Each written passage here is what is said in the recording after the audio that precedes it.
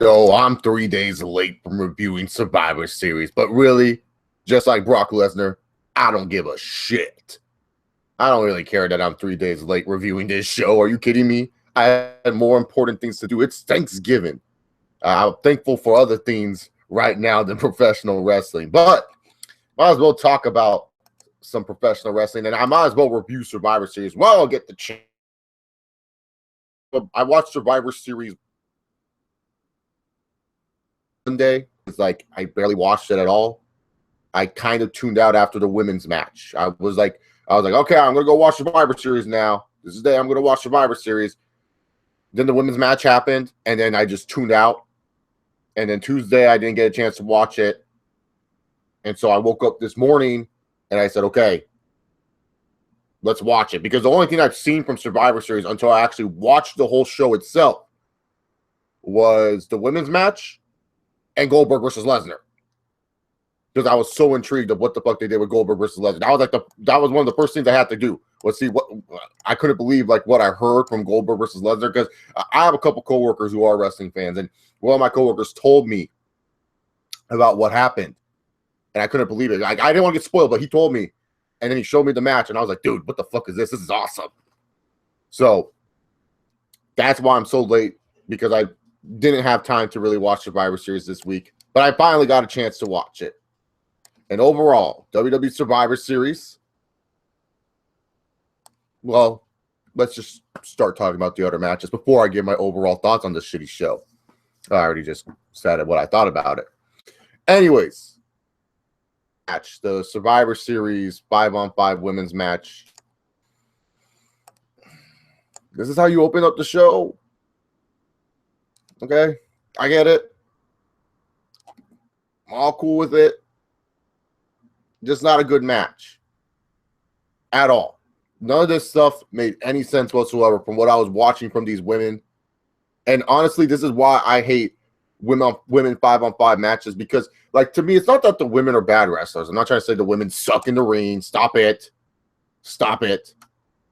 It's just that I'm just tired of seeing, like, these 5-on-5 women matches, because a lot of them just don't care. And a lot of them just don't put in a good foot forward in these matches. Like Sasha Banks, for example.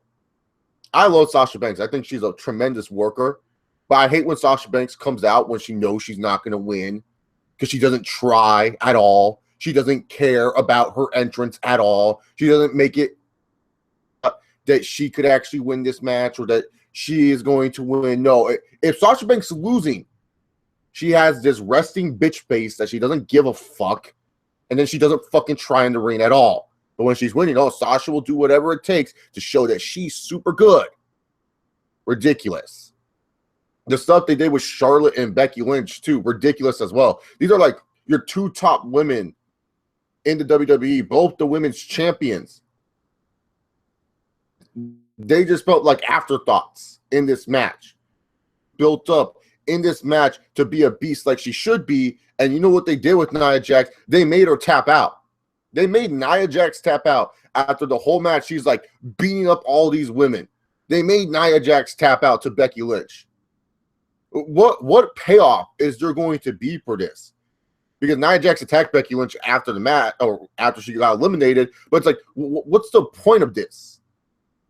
Like seriously, you do so much investment in this Nia Jax character on a week in, week out basis on Raw, just for having her to tap out to Becky Lynch, who she won't be able to get revenge on or fuck up in the near future. You just have it where you just have this beast that you're building up tap out.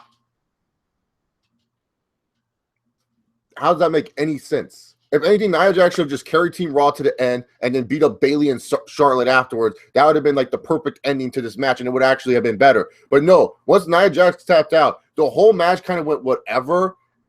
And then the whole match just kind of fell out of place. Like, I just didn't care about the ending whatsoever. And that's when I watched it Monday night, I was just like, I'm done with this team. Yeah, and exactly what Nero says. Fearless Nikki got attacked backstage, so I didn't get my Nikki Bella fix. You guys know me, I love my Nikki Bella, and I didn't get that shit. Like, come on. Come on, that's all I'm asking for. I just want Nikki Bella up in here, man. I'm not asking for much. Not asking for much, WWE. But yeah, no, dude. Seriously, like the opening match for Survivor Series and really boring.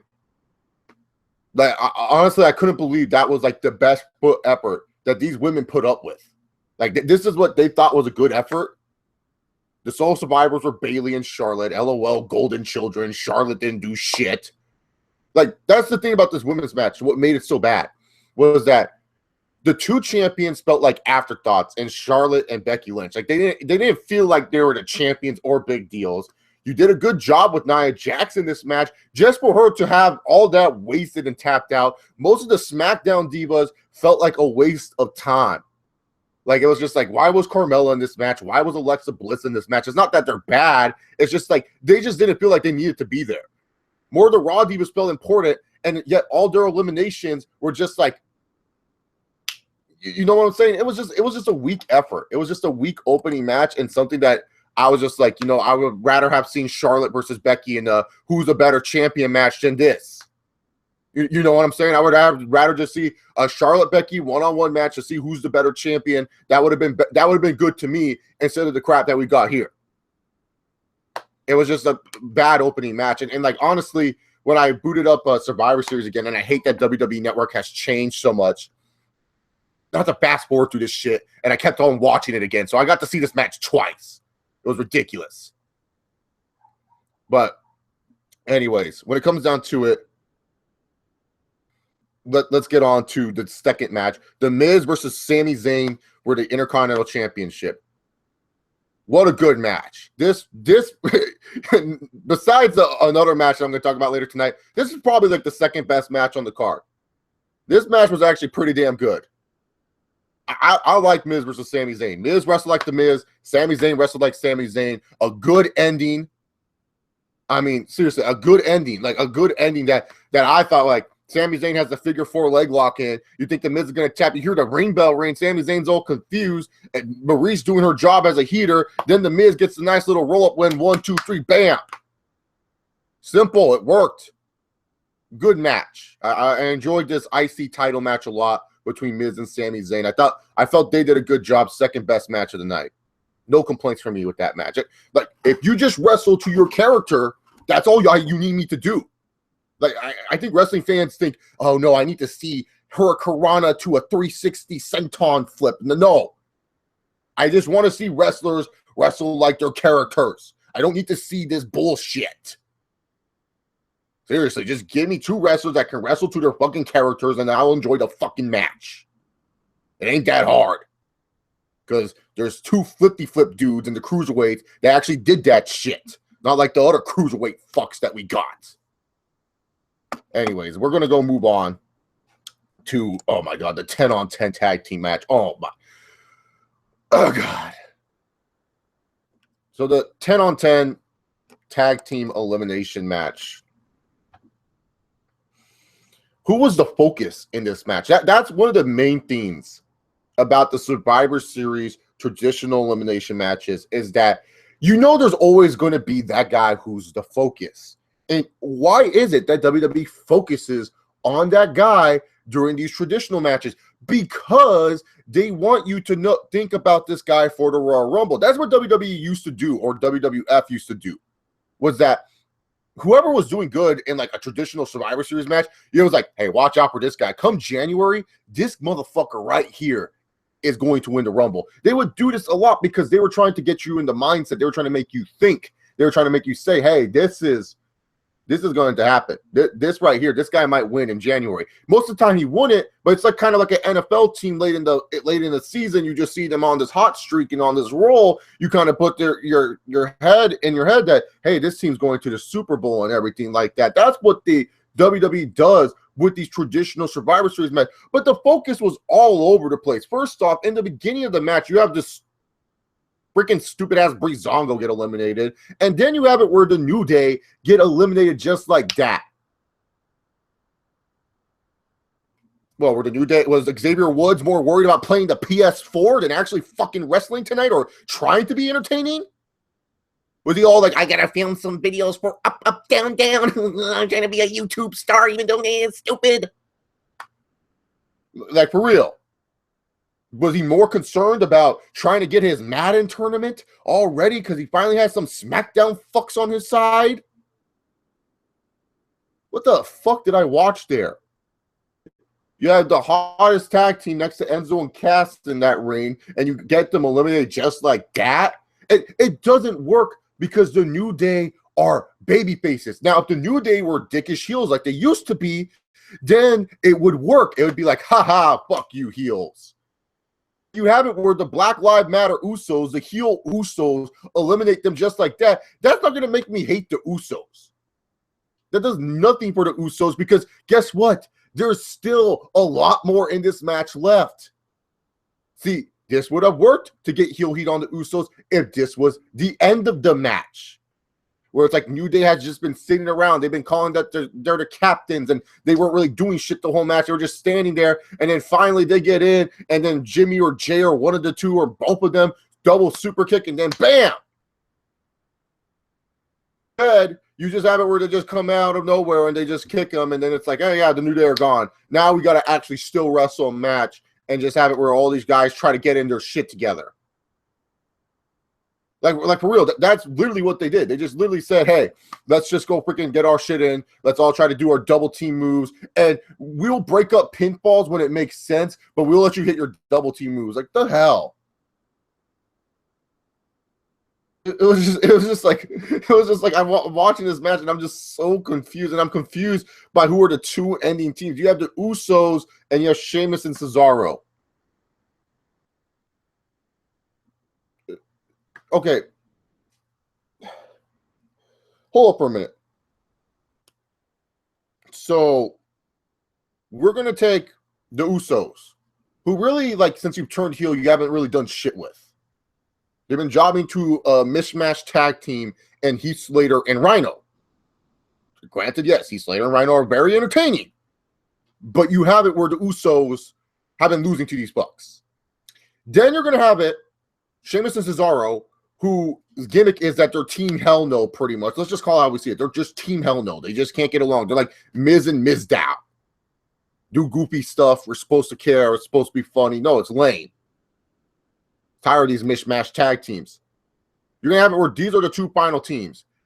Have American Alpha, who is like dying for this type of spotlight, because that's how American Alpha is going to get over, is by wrestling a long match like this and showing people what they can do, because on SmackDown, they haven't been able to show what American Alpha can do as a team.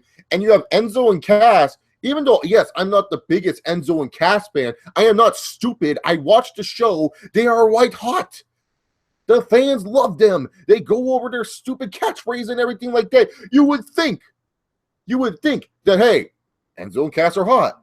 American Alpha need a rub. Let's have it where these two teams face off, especially because we just had the NXT event that happened the night before. Wouldn't you think this would be a nice treat to show these fans and show people that, hey, NXT actually does shit? To show that, hey, these two teams were from NXT and kind of cross-promote, kind of just say for a little bit that, like, oh, these, like, have it where Michael Cole or Mauro Ranallo instead of Mauro Ranallo calling every fucking move. Why did this guy actually promote the fucking shit? Have it where Mauro Ranallo actually says, oh, look at this. We have Enzo and Big Cass taking on American Alpha, two teams from NXT. If you haven't seen NXT take over Toronto, you should go check that out too. Like, bam! Come full circle type of thing, right? No, fuck that. We're gonna have Cesaro and Sheamus take on the fucking Usos, and after all this longness of the tag team cluster, then they actually have like a 10-minute tag team match. It was ridiculous. I was so close to hitting the RT button on the Xbox and just fast forward through it. But I sat through it. Sheamus and Cesaro, since they're a mishmash tag team, of course they're gonna beat a solidified tag team and the Usos. That makes perfect sense. Whatever. Moving on forward. Now, I bet you the next match, a lot of you guys are probably thinking, Chase, you probably hated this match. You're always mean to the cruiserweights. No. Fuck you. I hate when cruiserweights don't have characters and they don't wrestle like they should. Like TJ Perkins is some human video game character, yet the whole time they always talk about how he's homeless. That makes no sense. But Kalisto versus the Brian Kendrick. And it was a good match. until the end, which I don't think could consider this being a good match anymore because it's kind of like the ending kind of ruined it and it made no fucking sense. So I guess a decent match with a terrible ending, because you have it where it's like Kalisto and Brian Kendrick are actually having this really, really like very competitive match between each other. Brian Kendrick, you know, he's just good. Like we all know Brian Kendrick's good. We don't need to know that. And Kalisto, he's probably one of the more underrated workers in the WWE today. You know, Kalisto is one of the most underrated workers we have in the WWE. I don't care what anyone says. Guy wrestles to his character. Guy wrestles his style correctly. He doesn't try to do anything stupid. Like Kalisto always wrestles. Like yeah, it might be boring that he doesn't try to toolbox, but man, if it ain't broke, don't fix it. Kalisto knows what he's doing. It's just that the WWE presents him in such a lame fashion that you can't get behind him. It's like so hard to really want to get behind Kalisto because WWE doesn't really do a good job at presenting him. And once again, you know, Kalisto looks like he's going to get this good rub from Brian Kendrick and stuff like that. And then out comes Baron Corbin to attack Brian Kendrick. And then we get a disqualification. Now, there's so much stupidity into this. It is absolutely ridiculous. First off, Baron Corbin is supposed to be injured, yet he's okay to come out. Last I checked, Baron Corbin could not wrestle at Survivor Series, but yet he's okay to come out in his ring gear and in his freaking t-shirt cut off already to beat up Brian Kendrick to cost Kalisto the Cruiserweight title. I thought Baron Corbin was hurt. I thought he couldn't wrestle at Survivor Series. If he was okay, why isn't Shane McMahon thinking to himself, whoa, let's get this motherfucker back in the match? Because they have some big guy named Care Bear, Braun Strowman. We need Baron Corbin. We need this idiot. But no, it's like Baron Corbin could come out and beat up Kalisto. And then you know how stupid this is, how weird the roles are reversed? You would think that Kalisto being a babyface wouldn't hurt Baron Corbin. Because remember, Baron Corbin suffered this injury because Kalisto attacked him. And so Baron Corbin comes out and beats him up for revenge. Why should I hate Baron Corbin? WWE, tell me a reason why to hate Baron Corbin. What are you doing? Are you kidding me? He got attacked by freaking little Kalisto. Kalisto on the WWE Fallout show, whatever, on the app, was all freaking excited. He was like, yeah, I beat up his knee. He was all excited that he beat up Baron Corbin and put him on the shelf. So why should I be mad that Baron Corbin caused Kalisto the Cruiserweight title? No, it should make sense to me. Would do this. And if anything, it makes me want to cheer for Baron Corbin and boo this idiot. You're not getting heel heat on him. Like, sure, maybe the internet fans are pissed off, but for me, if I'm explaining this to a casual viewer who doesn't watch wrestling, and they watch it, and they say, why did Baron Corbin attack the little guy? And I told them, because Baron Corbin got attacked by Kalisto and was injured for this pay-per-view, who would they feel bad for? Who would they support? Baron Corbin. Because Baron Corbin actually has a legit reason to beat up Kalisto. So it's so stupid. They're trying to make it where Baron Corbin is some douchebag dick, but really he isn't. He's just getting his revenge. It's like Matt Hardy with Edge. He was trying to get his revenge. Or Matt Hardy with MVP. That's what happens when someone injures someone, right? We get excited when they do it. And then Daniel Bryan comes out and is like, I'm going to make you pay on SmackDown to Baron Corbin. It's like, the fuck? Kalisto freaking hurt him. Kalisto hurt Baron Corbin, cost Baron Corbin a pay-per-view paycheck. I guess he did get a pay-per-view paycheck, but he cost him a big-time pay-per-view match. Kayfabe-wise. And so now, it's like Baron Corbin trying to be painted as the bad guy. Get the fuck out of here. So stupid. Like, how stupid is that? It just makes no sense. Oh, God. Okay. And then like when this show was just like, we got the 5-on-5 Raw versus SmackDown Survivor Series match. Holy shit. This match was way too fucking long, with a lot of bullshit to trick us that this was a good match. This is just like the Survivor Series 2014 match where everyone was like tricked because Sting came out at the end and Dolph Ziggler was a sole survivor, where they thought that was a good match. This is the exact same fucking match, except way too long with nothing at all. The 2005 SmackDown versus Raw match was like 25 minutes. And that match accomplished a lot. And that's actually one of my favorite traditional Survivor Series matches. So I was excited for this matchup. But this match went on for 51 minutes. And I lost interest halfway through. And a lot of the shit just didn't make sense to me at all. It just honestly didn't. I just don't know how to really explain it. First off, let's talk about some of the competitors in this match. You know, Care Bear actually looked pretty good, and they eliminated him the right way. I will give this match credit. At least they eliminated Care Bear the right way. It wasn't like Care Bear got pinned by someone or got tapped out like Nia Jax did. They found a unique way to eliminate Care Bear. Granted, I was confused the whole time because the fans were chanting 10, being little trolls that Toronto is most of the time, but who cares? Down to it. Care Bear got eliminated the right way. Ellsworth played his spot well. That was fine.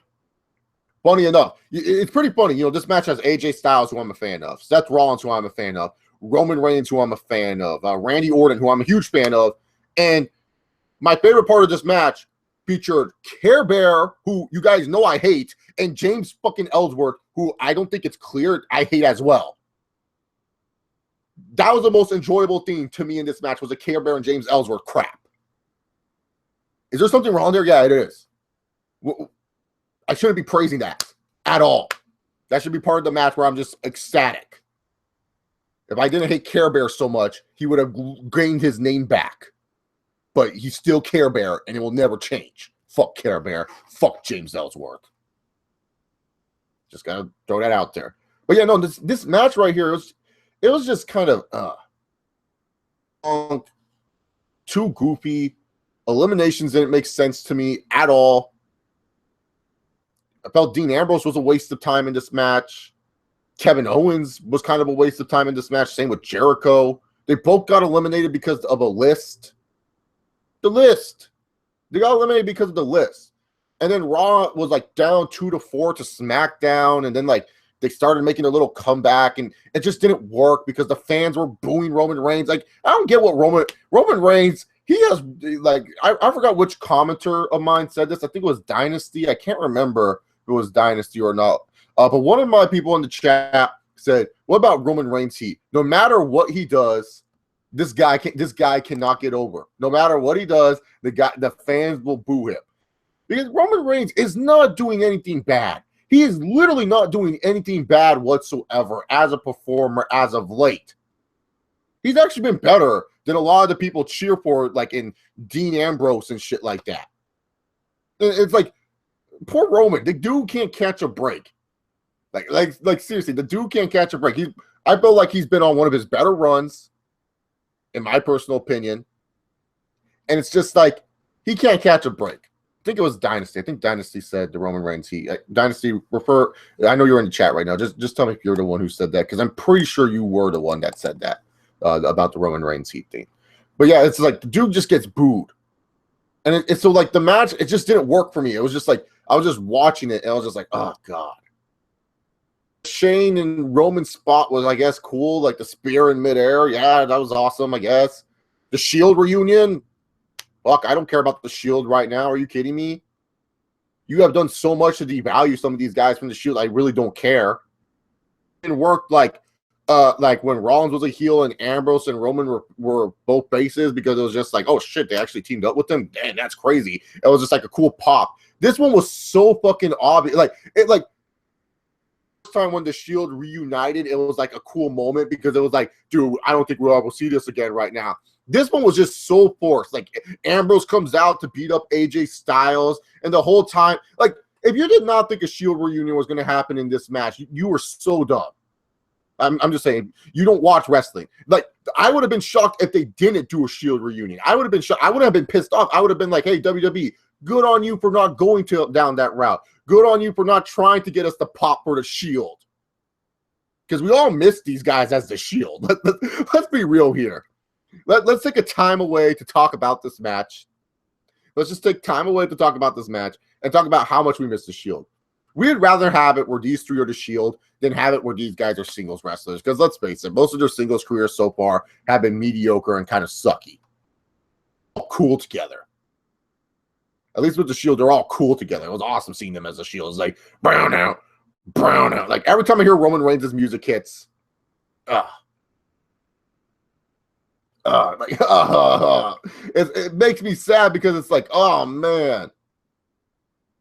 Like, I just miss like the Shield so much. And it's just like, I'd rather have these three together and stuff like that. But yeah, they went to the Shield route in this match just to try to save it. It was like, oh, we need something big. I mean, yeah, it protected AJ Styles and his elimination because it took the whole Shield to take down the face that runs the place. Place is losing to James fucking Dickworth Ellsworth. This company makes no sense. Makes no fucking sense. But ultimately, just like every other big match and stuff like that, Team SmackDown prevails with Bray Wyatt and Randy Orton winning. And I can already tell all these people, knowing that two Golden Children got eliminated in this match, a lot of you fucks are going to be like, what about Golden Children rule, Chase? You kidding me? Seth Rollins and Roman Reigns did a favor towards Bray Wyatt because they know Bray Wyatt is a loser. Seth Rollins and Roman Reigns are laughing at Bray Wyatt because Seth Rollins and Roman Reigns know that putting over Bray Wyatt is not a big deal at the end of the day. Plus, their buddy Randy from the Breakfast Club is there. So, you know, Randy has a little bit more pull than the Golden Children because he's in the Breakfast Club. And not only that, Roman Reigns and Seth Rollins know they're going for world titles on Raw. While Bray Wyatt and fucking Randy Orton are going for tag team titles on SmackDown. You have it where Bray Wyatt actually does something for once. You would think, oh, maybe Bray Wyatt's moving up to the main event scene. No, fuck you. He's sitting in a tag team scene with Randy Orton. I was laughing so hard when I saw that on SmackDown. I was like, you finally do something with Bray Wyatt, and then you don't capitalize on it. This guy needs this. And you fuck it up again. Like I said it before about Bray Wyatt, I'll say it again. Bray Wyatt, when he wins, dumb shit happens to him. Bray Wyatt, when he loses, dumb shit happens to him. He knows how to win in the worst of ways and lose in the biggest of ways. He looks like a loser at the end of the day, point blank, period. Nothing against Bray Wyatt. He's a wonderful talent. The dude just can't catch a break. I do not want to hear anyone defend that Bray Wyatt, Randy Orton BS cheese. That's just BS. Bray Wyatt should be all like, I'm the sole survivor, AJ. I'm the face that runs the place. Ain't that right, Randy? Family. We need to take the WWE title and have a triple threat TLC match. I'd rather see that feud happen. AJ Styles, Bray Wyatt, and Randy Orton, even though, yes, it doesn't make sense. They're all heels. Who gives a fuck at this point? The fans don't know what they want, so you can make AJ Styles a de facto face protecting against the fucking Wyatt family, because I'd rather see that than Dean Ambrose get another title shot where I have to see a clusterfucky, like, not clusterfucky, but a clustered, botchy-ass TLC match where AJ Styles will have to oversell just to make Dean Ambrose look good. Rather see that than freaking bullshit. But yeah, it was just such a terrible 5-on-5.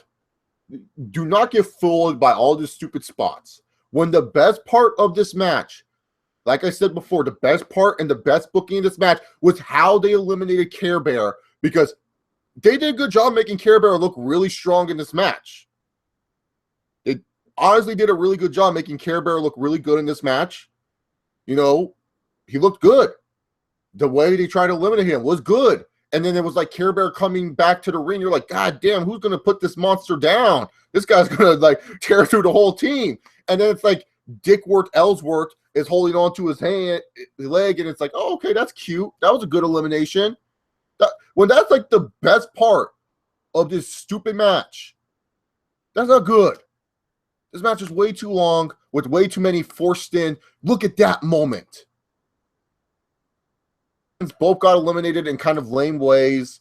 Your Soul Survivors are not benefiting from this because, like, Randy Orton, this is like his, fifth Soul Survivor title? Bray Wyatt gets his first Soul Survivor title, and it's like, instead of actually doing something with them that would make them interesting as characters on SmackDown, you're having it where they're going to feud for the tag team titles. Yeah, I know American Alpha is the #1 contenders, but remember, like I said on SmackDown, we're not a team, we're family. I don't get this shit, man. I don't know. So,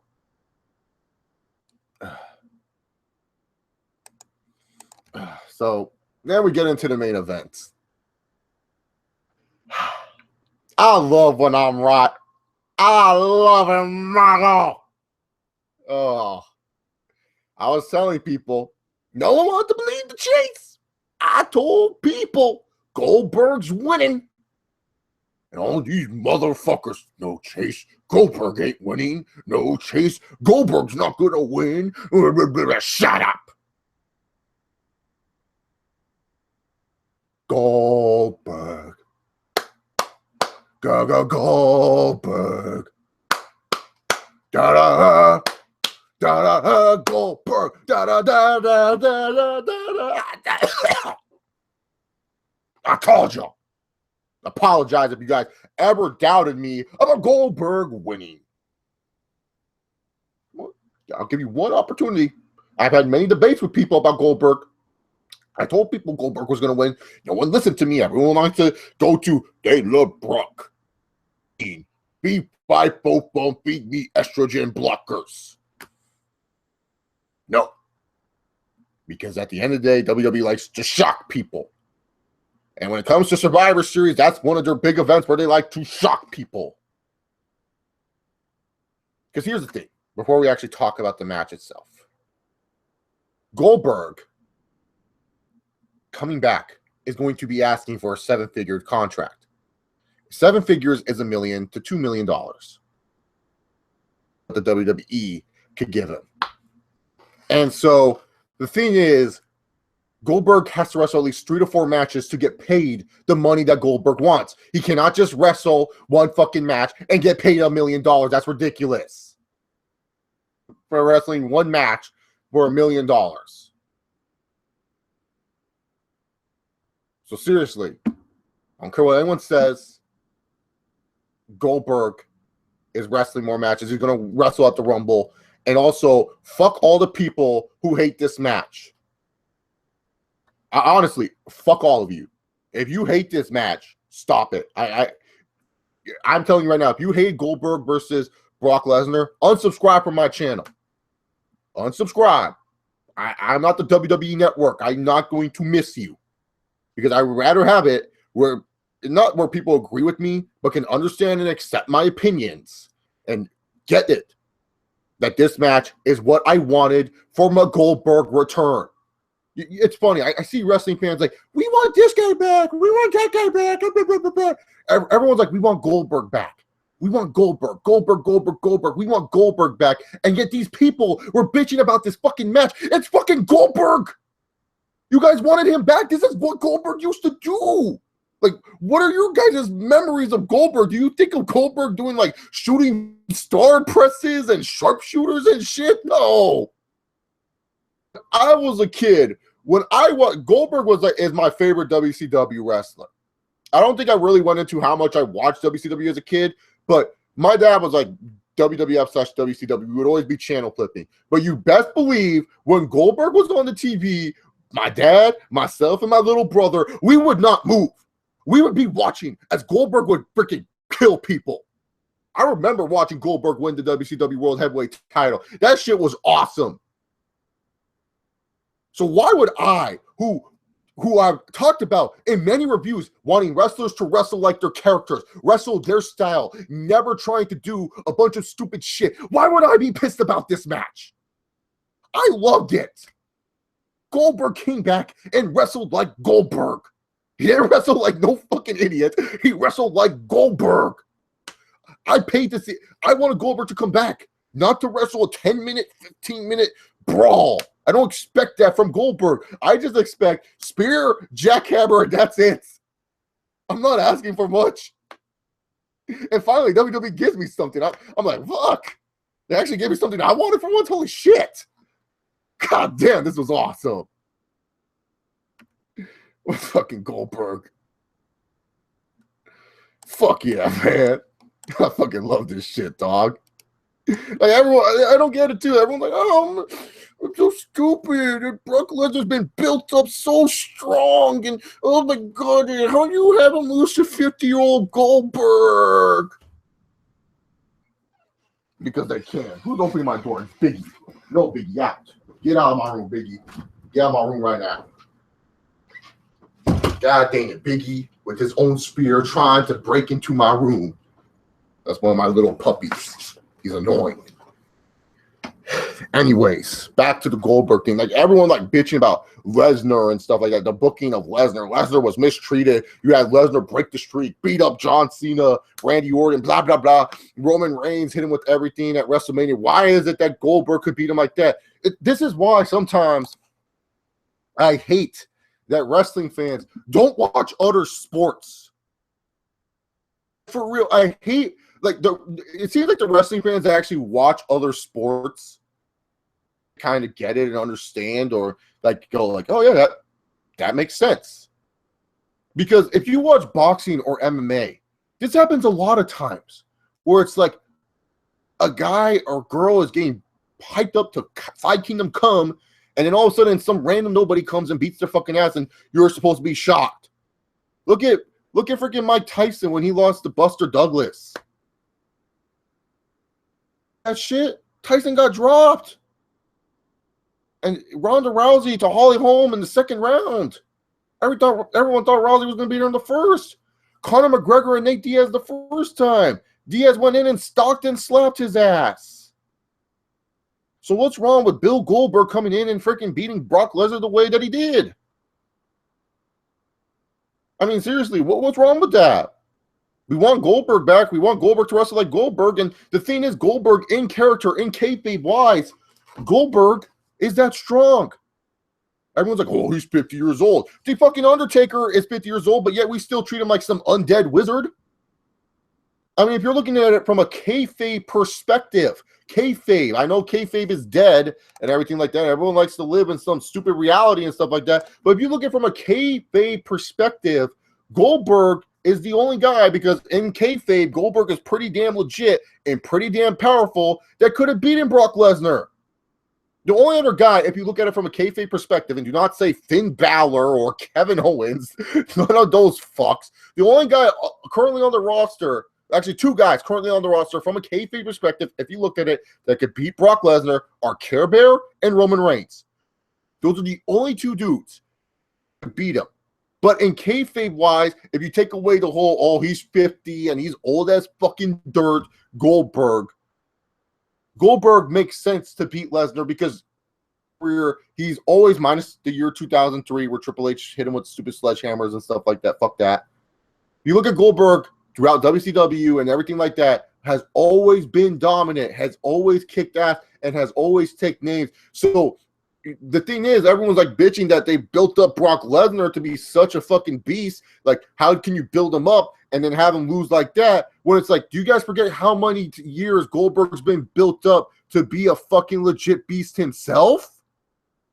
Do you guys just forget about the fucking past? Like, Goldberg, what he used to do with 3-0 streak meant absolutely fucking nothing? Golly. It's like people tend to forget that shit because they just want to remember Goldberg's WWE run. This is how you know a lot of WWE fans and wrestling fans today didn't even watch WCW or did their fucking research on WCW because these motherfuckers just think about Goldberg and they think of 2003. I bet you a lot of them are pissed off about his theme song even though it's his original theme song. I'm just saying, kayfabe-wise, Goldberg beating Lesnar is not unbelievable. It's actually believable. Because they made Goldberg out to be a beast too. Just built up Brock Lesnar. Goldberg has like so many years of being a badass compared to Lesnar. Yes, Lesnar beat the fucking streak. Okay, cool. But guess what? Goldberg had a streak of his own and everything like that. You have to have it where Brock Lesnar has something to finally overcome. Because you can't always have it where Brock Lesnar's the fucking meathead conqueror that's always going to beat your ass and take you to suplex fucking city. You actually got to do something with Brock Lesnar where it's interesting enough for you to care. Because if Brock Lesnar would have beaten Goldberg here, what's next? Oh, beat up Kevin Owens' fat ass and then go face off against some idiot in the Rumble? Or WrestleMania with the title? Like, no, fuck that. That's boring. Goldberg and Lesnar 3 now has more interest. I don't care what anyone says. It does. I mean, was it weird to see a main event end that quickly? Yeah.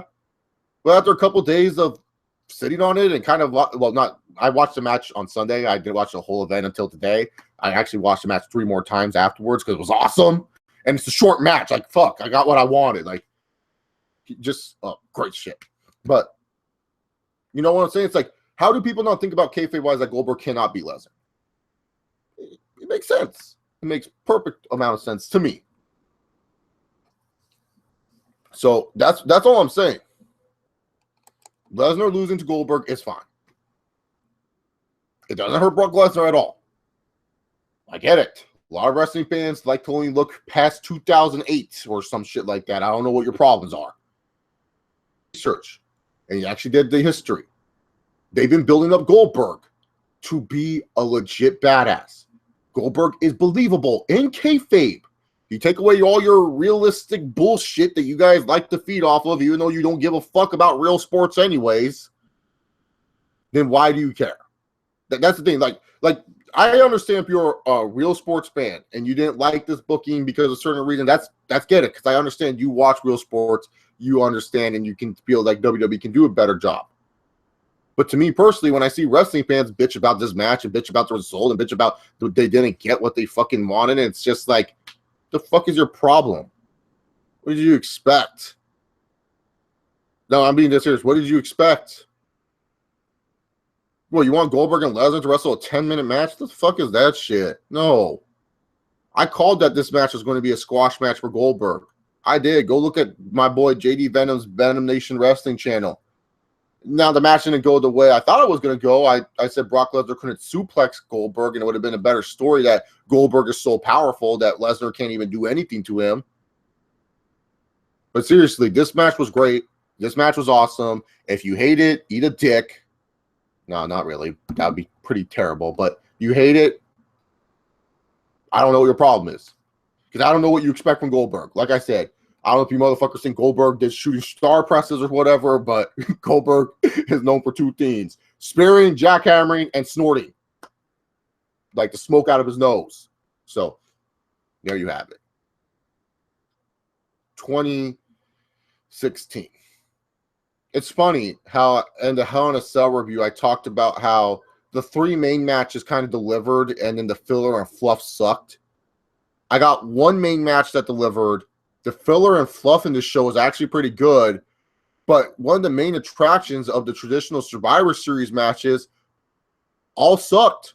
All 3 of those main Survivor Series matches sucked. Women's match has no redeeming qualities. Tag team match has 0 redeeming qualities. And the main match itself has a bunch of nostalgia bullshit. Like, let's try to get cheap pops, cheap moments to get people to remember this stupid match when it went way too long and they could have condensed it and made it better. I mean, Goldberg and Lesnar was like a 2 minutes, a minute 20 seconds actually, and I remember that shit. Yeah, I'm supposed to remember this long ass 50-minute Survivor Series match. I just finished watching the event. Not even like, let's see, when did I start this stream? YouTube, tell me when I started this stream. I started this stream 43 minutes ago, and yet I just finished watching the event. I still can't tell you most of the shit that happened in that freaking 51-minute clusterfuck. Ridiculous. Yeah, but Survivor Series 2016, honestly, bad show. It was just a bad show. Can't defend it. Had a great moment in Lesnar versus Goldberg. But other than that, nothing else to write home about. Literally just tell your friends to watch Lesnar versus Goldberg. But not just the match itself. You have to get the video packages ready. Make like a playlist for your friends. Make a playlist for like Lesnar versus Goldberg for your friends. Tell them, watch this shit. They'll enjoy it. I had so much fun watching it. Great match. Overall, that's all I got to say. And I know a lot of people are like, oh, you're trolling with the whole thinking this was a great match. No, you fucks. I hate when wrestling fans that love in ring way too much, don't seem to pay attention, don't seem to understand that I want Goldberg to come back and wrestle like Goldberg. Does it look like I'm joking when I'm saying that? No. I actually want to see Goldberg wrestle like Goldberg. I don't want to see Goldberg wrestle like fucking Billy Kidman or whatever fuck. So yeah. So yeah, that's my review. You guys have questions about Survivor Series? Go right ahead. Go right ahead. Any questions I'll take just for a little bit more time. Yeah, I got to cut back on these streams. Sometimes I go too heavy on the questions, and then the streams could end up being like 2 hours long.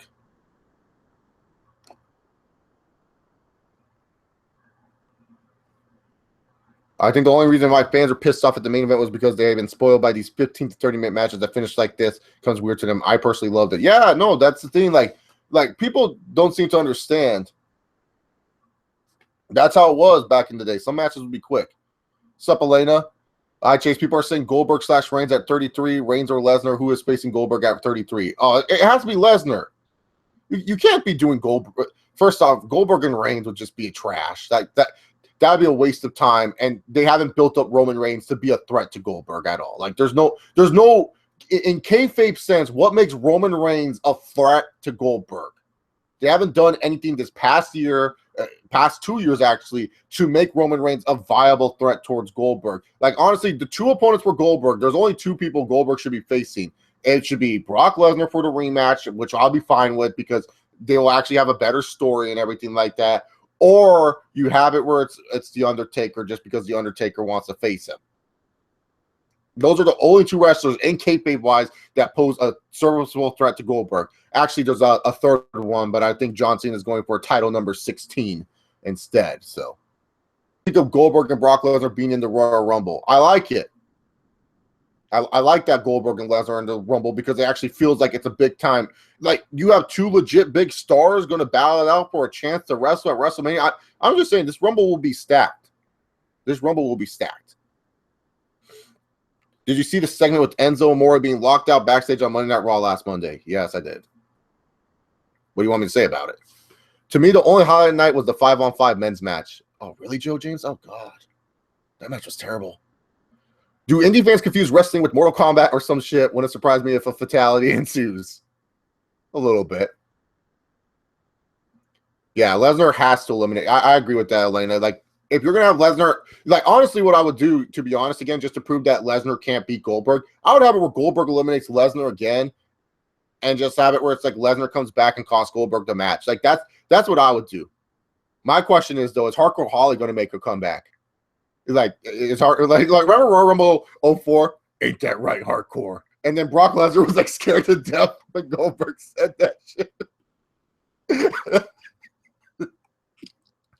would be like the best. Goldberg and Lesnar are staring down in the Rumble, and then all of a sudden you're, how do you like me now? Oh my God, I would mark out. So hard at Brock Lesnar. The real fear is Hardcore Holly, not Goldberg. Ain't that right, Hardcore? To me, as much as the product people may dislike Lesnar, he brought eyes to the product after 3 years of build to squash him. It was dumb in my opinion. But Goldberg and kayfabe wise makes sense to beat Brock Lesnar. It's not dumb. Because Goldberg has been built up as a beast throughout his whole fucking career. Lesnar has been built up as, oh, he had diverticulitis and randomly he became super good out of nowhere. That's dumb if you ask me. Like, all of a sudden, Brock Lesnar, who couldn't beat Triple H at WrestleMania 29, he's healed of the diverticulitis all so smoothly, and he can beat the undead wizard who's undefeated at WrestleMania. That makes sense, right? That makes so much sense. We have the undead wizard and the Undertaker lose to Brock Lesnar, who couldn't beat Triple H, who Triple H couldn't beat the Undertaker at 3 WrestleManias. Where is the why isn't Brock Lesnar now going after Triple H? He's never even thought about going after Triple H. He's just like, oh, fuck it.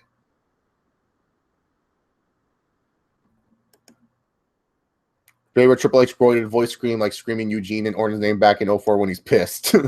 Probably the Eugene one, just because he was just screaming it for no reason. What did you think of Reverend Devon as a character? What does Reverend Devon have to do with anything Survivor Series related? Oh, God. I liked him.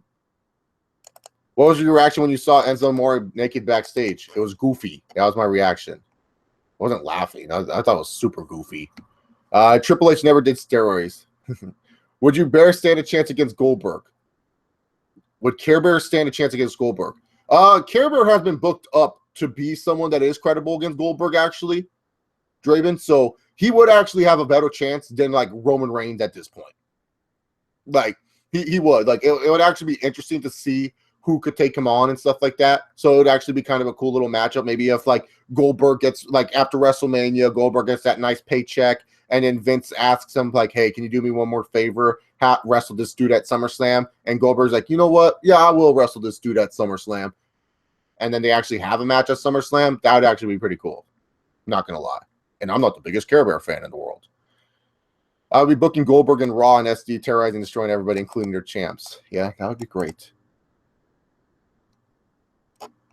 Yeah, when is Triple H returning and save Christmas? I don't know when God's returning. I hope he returns soon.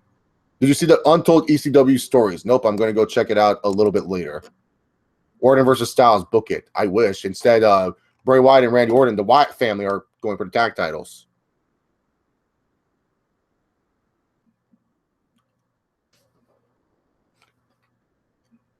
What? Chris Banku, I'm not going to answer that question. That question was stupid as fuck. You know when people say there's no such thing as a stupid question? Oh, there are stupid questions. You just don't want to be mean to it. But that question was so stupid that you just asked. It's a Wonderful Life with Triple H and Shawn Michaels. That's the Angel. That would be a great Christmas movie with a lot of burials and backstage politics.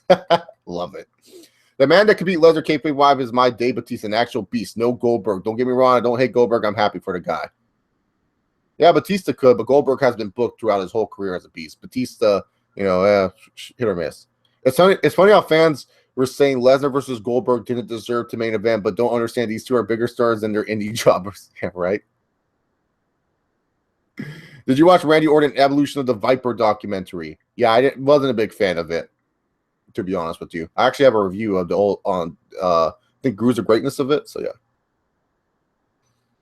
I'm loving this Orton Wyatt family storyline. Orton's doing great in this role. Yeah, he's doing great in the role. It'll just make more sense that they're going for the world titles.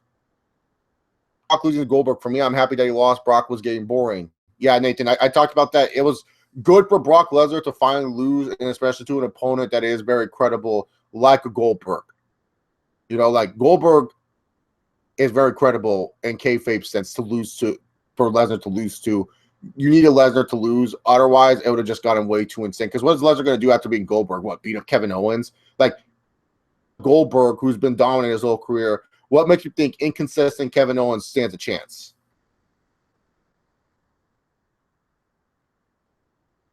Did you see Randy Orton breaking character during Team Roberts' Team SmackDown match? Yeah, checking on Shane's kids. I mean, he's part of the Wyatt family. The Wyatt family care about families, so I don't see it. I like Orton and Bray as a team. They could have been sort of like a two-man power trip. Yeah, if like Bray Wyatt was actually a star, which he should be by now, like said Bray Wyatt's like a little jobber and everything like that. Feel bad for Bray. Fear me. Fucking Bray Wyatt. Oh, he's such a goofy cat, that guy is. Always goofy. Did you know Reigns hurt Shane with that spear? They do a lot of moves that hurt each other. Like, pretty sure Care Bear got hurt going through a fucking table. Shane looked fine on SmackDown Live. He was walking around fine talking to Dixworth. So, that's James Ellsworth's new name on this channel. All right, guys. We're not going to call James Ellsworth no chin or anything like that. He's Dixworth. What's with this AJ Styles goofiness? Like, what is AJ Styles doing with his life right now where he's putting Dixworth over with so much, man? Like, don't get me wrong. I still love AJ Styles, one of my favorite wrestlers. But it's just like, this Dixworth stuff needs to stop, man.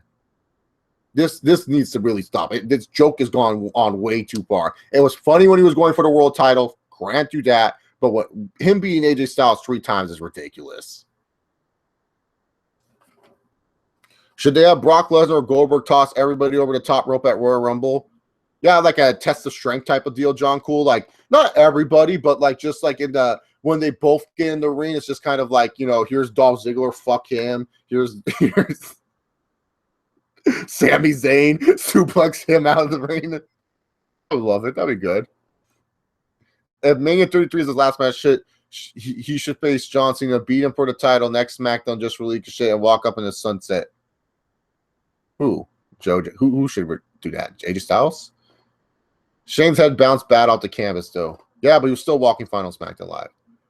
Do you prefer AJ Styles or Randy Orton? I prefer Randy Orton because Orton is a god.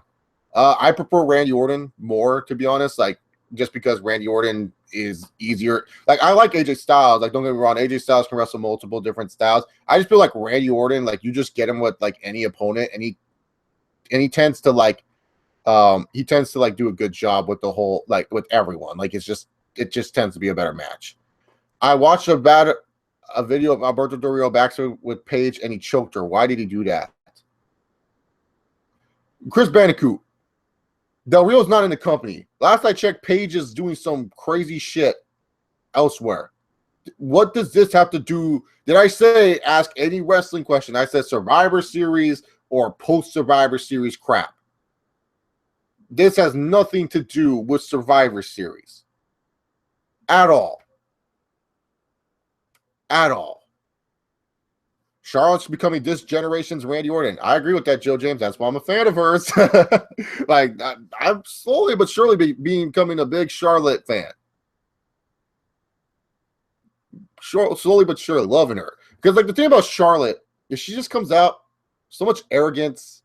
You just want to hate her, but you can't hate her because she's actually doing her job correctly. Because that's the problem with today's wrestling. Like, when actually I see wrestlers doing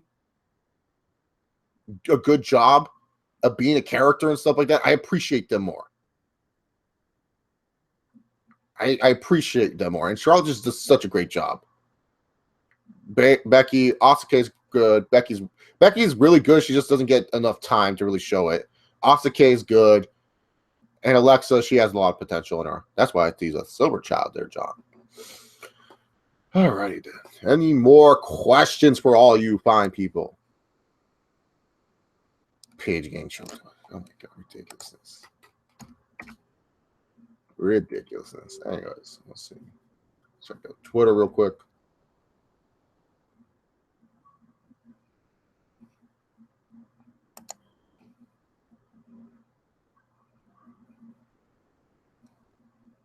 Okay. I think Dick Squirts is getting dull by giving him a contract and shit. Yes, it is. Like, he's beating AJ Styles.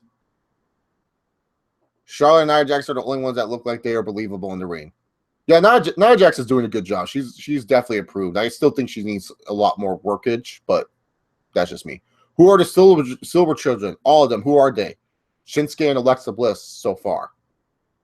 Those are the only two Silver Children. Don't try to add more people to Silver Children. That's it.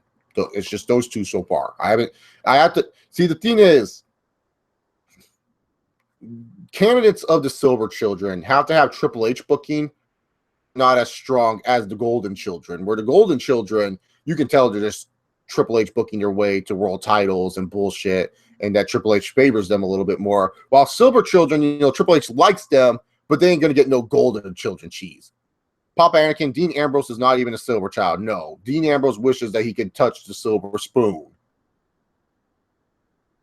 You kidding me? You think Triple H loves Dean Ambrose? No. Did you hear Cesaro's jumping to SmackDown? So how's that going to play out? I will believe it when I see it. I don't see Cesaro going to SmackDown. Do you think Becky Lynch could be a silver child? No. Just because she's taking pics with Triple H doesn't matter. She's not a silver child whatsoever. Randy Orton versus AJ at Mania 33, since AJ will face a certain dead man or Cena at the Royal Rumble. That'd be good. That would be good. I like that. So who are all the Golden Children? AJ Styles is not a Golden Child or Silver Child. AJ Styles is one of Vince McMahon's favorites because he's a diehard Republican, and they probably are jacking off that Trump won. Golden Children are all NXT type of people that Triple H has groomed to be his pretty much chosen. And that is Finn Balor, Kevin Owens, Roman Reigns, Charlotte, and Seth Rollins. And they get They always win big matches when they don't need to fucking win them. They always get titles and stuff like that. And a lot of people used to doubt me when I made this list and say, oh, blah, blah, blah, Chase. How is this guy Golden Children? Sasha is a Charlotte's angel. So Charlotte has two angels named Bayley and Sasha Banks, soon to be a third in Nia Jax, where Charlotte knows if she starts getting booed a lot and fans are starting to get sick of her, she'll throw the fans a bone and give Sasha Bayley the women's championship. But we all know it's not going to be anything at all. We all know that the Golden Children are going to just take it back at the end of the day.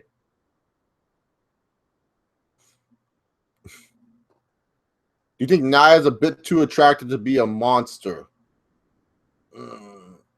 And she has a good face, but like I just feel like it's just that because she's bigger than most women that's why they book her as a monster. It's like she's big. Damn it. What's your favorite traditional Survivor Series match? Mine was Team Bischoff versus Team Austin back in 03. My favorite traditional Survivor Series match was what's it called? Fuck. I like the Team Raw versus Team SmackDown, but that's not my favorite. I'm drawing a blank on my favorite right now, to be honest with you. God damn it, dude. I always butchered the pay-per-view name too. Fuck.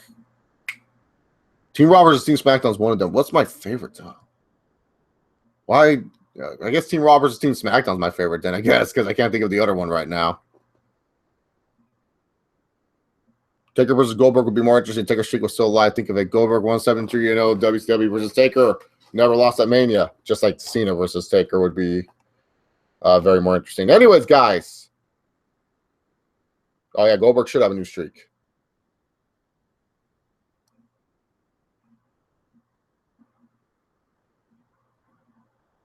Stupid list. Yeah, fuck list. Team Raw versus Team SmackDown. Yeah, that was a good one. I can't remember what was my favorite. I think it was actually Team Kofi and Team Orton, to be honest with you. I actually liked that match a lot. Yeah, I think Nia Jax's theme is kind of whack. It is kind of a whack theme for someone like her. Anyways, guys, thank you all for watching this video. Hope you guys enjoyed the video as a whole. Thank you all for watching Survivor Series 2016 review and results. Next time you see me, who the fuck knows? Probably TLC predictions. Maybe if I will get a Q&A in there randomly, like Randy Orton out of nowhere. So you guys will see me in the near future.